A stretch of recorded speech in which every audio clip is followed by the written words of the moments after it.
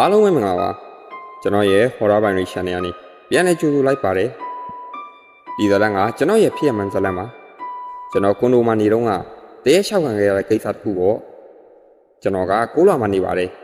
တနေ့မြင်းကြီးတက်ကိုလောကိစ္စတစ်ခုကြောင့်တက်လီကာစီးသွားတဲ့ချိန်6လမှာတက်လီကာကပွင့်သွားခဲ့တယ်ဒါကပုံမှန်ပါပဲအများဆုံးတက်လီကာဆိုတော့တိတ်တော့မထူးဆန်းပါဘူးထူးဆန်းတာတစ်ခုကတကားရှိမှာအဝတ်နန်းဖက်ဖက်နဲ့အမျိုးသမီးတယောက်ရက်နေတာကိုတွေ့လိုက်ရတယ်။သူမဓာတ်လီကားတဲ့ကိုဝင်လာတော့သူမဘိုက်တွေနာနေတာကိုကျွန်တော်သတိထားမိခဲ့တယ်။ပြီးတော့သူမစီကအပုံနဲ့တစ်ခုကိုရခဲ့တယ်။သူမပုံကြီးရတာအဝတ်တွေကလည်းနန်းဖက်ဖက်ဆိုတော့အင်ဂျီယာမဲ့တယောက်လို့ကျွန်တော်တွေးလိုက်တယ်။သူမကတစ်ခုကိုစိုးရိမ်နေတယ်ထင်တယ်။ဓာတ်လီကားအောက်ကိုဆင်းသွားတာကိုကြောက်နေခဲ့တယ်။မြင်းကြီးတက်ရောက်တော့ကျွန်တော်လည်းအပြင်ကိုအမြန်ပြေးထွက်သွားလိုက်တယ်။အပြင်မှာဧည့်သည်နဲ့စကားပြောပြီးကျွန်တော်ရဲ့ကိုလာကိုပြန်တက်ဖို့လုပ်တယ်တက်လီကစီးရမှာကိုကျွန်တော်စိတ်ထဲတော့လန့်လာခဲ့တယ်ဇောနာကမျိုးသမီးနဲ့ထက်ဆုံမှာကိုကြောက်နေမိတယ်ဒီလိုနဲ့6လရောက်ရင်မရက်ပါနဲ့လို့ဆူတောင်းရင်6လမှာတက်လီကပြန်ပွင့်သွားတယ်ဇောနာကမျိုးသမီးကတက်လီကားတွေကိုမော်ရတို့ကြီးဝင်လာပြန်တယ်အပုံနဲ့ကြီးရတယ်သူ့စီကနေလှဟင်လို့ဒီအပိုင်းတော့အလုံးများတာနဲ့တက်လီကာကအမြဲလူလိုသုံးနေရတယ်နောက်တဲ့နေ့မြေကြီးတက်ကိုဆင်းဖို့လုပ်တော့တက်လီကာက6လမှာရက်သွားပြန်တယ်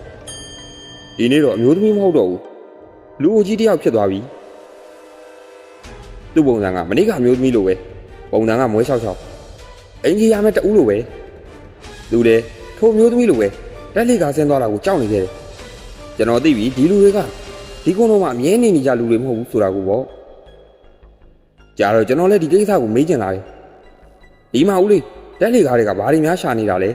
ဘာတွေကိုကြောက်နေတာလဲဆိုတော့ဒိုလူကြီးကကျွန်တော်ကိုတေချာစိုက်ကြည့်ပြီးငါ့ဘိုက်ထဲကဥတွေပြောက်ကုန်တာလို့ပြောတယ်မြင်းကြီးတက်ရောက်သေးသည်သူတခုခုကိုရှာပြီးတက်လီကားထဲမှာကြံနေခဲ့တယ်ဟိုမျိုးသမီးနဲ့ဒီလူကြီးတခုခုတော့ဖြစ်နေပြီဆိုတာကျွန်တော်စိတ်ထဲမှာသိနေခဲ့တယ်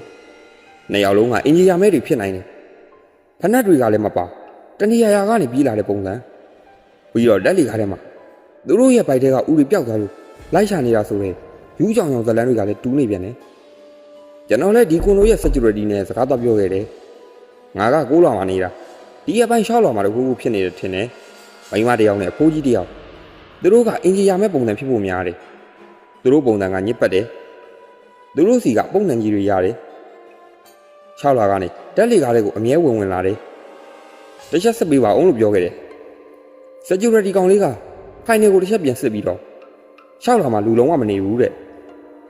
ဟမ်ဒီရှင်ကြီးကဟုတ်ပါမလားဒါဆို6လကလူတွေကဘယ်သူတွေလဲ security ကောင်လေးကိုမယုံတာနဲ့6လကမီတာဘေးကိုတွားစစ်ခဲ့တယ်ခန်းနှခန်းရဲ့မီတာဘေးကိုတွားတွေ့ခဲ့တယ်6ရက်တက်ကရေးပေး$35နဲ့6ရက်နှစ်ကရေးပေး$620တောင်ကျတာကိုကျွန်တော်တွေးခဲ့ရတယ်ရေးပေးဒီလောက်ထိကျရအောင်ကွန်ဒိုတစ်ခုလုံးကိုအဲ့ဒီအခန်းကရေတွေများပေးသုံးနေလားလို့ကျွန်တော်အတွေးတွေဝင်လာတယ်ဒီကွန်ဒိုကတစ်ခုခုပဲဆိုတာကိုတော့ကျွန်တော်သိလာခဲ့တယ် security ကောင်လေးပြောတော့လေ6လမှာလူမနေဘူးတဲ့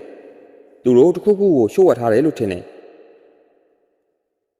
နောက်တစ်နေ့တော့ကျွန်တော်အလုပ်ကနေပြန်တက်လီကားရှိရောက်တော့လူ2ယောက်ကအထဲမှာရှိနေကြတယ်ကျွန်တော်လည်းဒီအပိုင်းဖြစ်ပျက်တွေကိုကြောက်တာနဲ့သူတို့နဲ့အတူအပေါ်ကိုတစ်ခါလေးလိုက်သွားဖို့ဆုံးဖြတ်ပြီးအမြန်လိုက်ဝင်သွားတယ်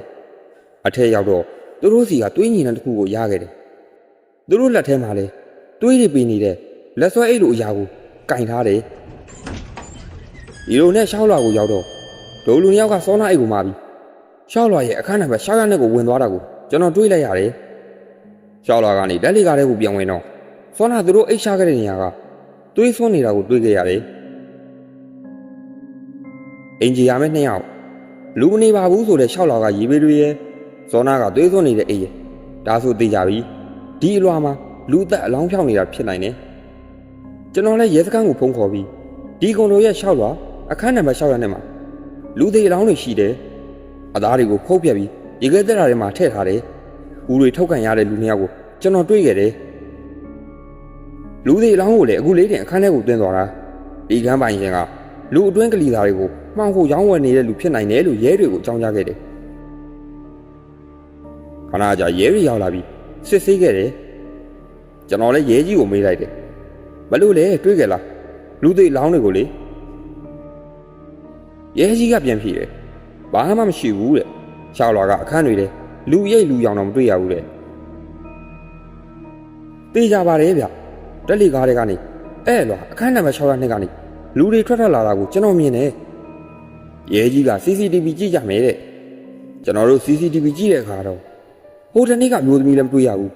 အဖိုးကြီးနဲ့စကားတွေပြောနေကြတာလေကျွန်တော်တယောက်တည်းတက်လီကားထဲမှာစကားတွေပြောနေကြတာဒါကြီးကမဖြစ်နိုင်ဘူးကျွန်တော်ကိုယ်တိုင်မြင်ခဲ့တာ